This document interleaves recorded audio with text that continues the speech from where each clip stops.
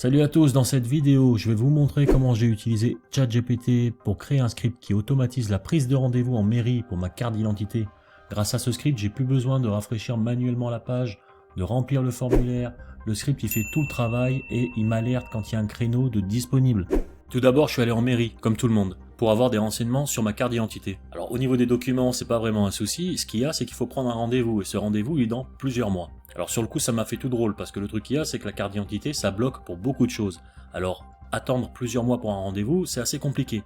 Et c'est là qu'on me dit qu'il suffit d'aller sur le site pour prendre un rendez-vous et de rafraîchir assez souvent parce que il y a des rendez-vous qui se désistent. Alors du coup, on peut avoir un rendez-vous. Et ça a été le cas parce que j'en ai loupé un justement, et même un autre au moment où j'ai fait le script. Alors du coup, on va voir ça tout de suite. Alors moi, je rentre chez moi et je vais directement sur le site de la mairie. Donc ce qu'il y a, c'est que pas de souci, il suffit de faire suivant, remplir ces informations, donc tout dépend un peu de la mairie, et ensuite on arrive sur une page où on a du coup les horaires, et là comme on voit, c'est dans plusieurs mois. Le truc qu'il y a, c'est que je me suis assis 5 minutes, j'ai réfléchi, et tout d'un coup je me suis dit, mais en fait j'ai pas moyen, parce que ça je sais que c'est possible de le faire, et je suis développeur en plus.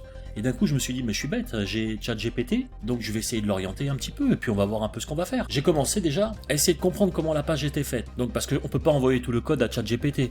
Donc, il y a certaines parties. Dans cette partie, il y a le type, il y a vous voyez, il y a le name, et on peut s'y retrouver. Et quand on rafraîchit, voilà. Ça ne change pas, donc c'était toujours à peu près la même chose, donc je pouvais directement remplir mes informations et lui demander au fur et à mesure.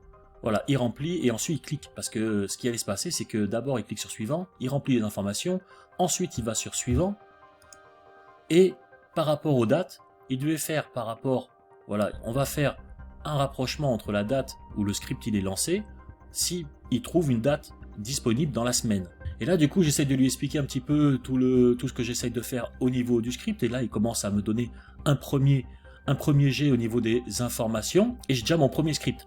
Et ensuite, je lui donne plus d'informations au niveau des balises qu'il doit trouver, comme la suivante.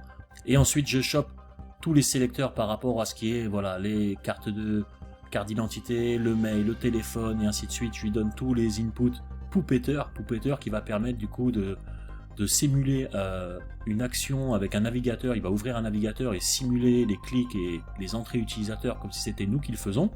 Ça c'est parfait, c'est exactement ce que je veux. Donc après certaines modifications, du coup là c'est bon, sauf que le truc c'est qu'apparemment rien ne se passe. On modifie donc une nouvelle fois par rapport à la correction, et après plusieurs essais, donc il me met toujours la dernière date disponible, j'arrive enfin à avoir une date. Le truc qu'il y a, c'est que je ne l'ai pas vu passer, c'est pour ça que maintenant j'ai changé le script de façon à ce que, puisque maintenant on voit qu'il y a un bouton valider, de façon à ce qu'il choisisse directement la date. Voilà, il choisit la première date dès qu'il va la trouver, puis il va valider cette date. J'ai plus qu'à attendre que le script continue de tourner jusqu'à tomber sur la bonne date. Et alors là, bingo, il a trouvé, le script fonctionne, donc il a trouvé le créneau. Je vous ai montré les techniques un petit peu là-dedans, vite fait, comment on peut fouiller dans le site et à la fois donner les instructions à ChatGPT pour qu'il fasse ce qu'on a envie de faire. Donc en même temps, voilà, c'est une petite idée, une petite astuce pour pouvoir, vous voyez, réfléchissez sur des trucs où il faut rafraîchir, automatiser, ou des trucs qui se remplissent tout seuls et que vous n'avez pas envie de le faire systématiquement. Des fois, il y a des moments comme ça, comme là par exemple,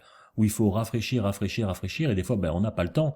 Donc justement, c'est à ça que ça sert la programmation, c'est pour nous faciliter. Et maintenant, avec ChatGPT, pour justement concevoir des scripts rapidement et pouvoir en plus travailler, vous voyez, du coup, ça permet d'avoir la réflexion sur ce qu'on a envie de faire et pas forcément perdre du temps à chercher du code ou comment faire ou ainsi de suite. Voilà, donc on se concentre sur ce qu'on a envie de faire et on a un outil maintenant qui nous aide.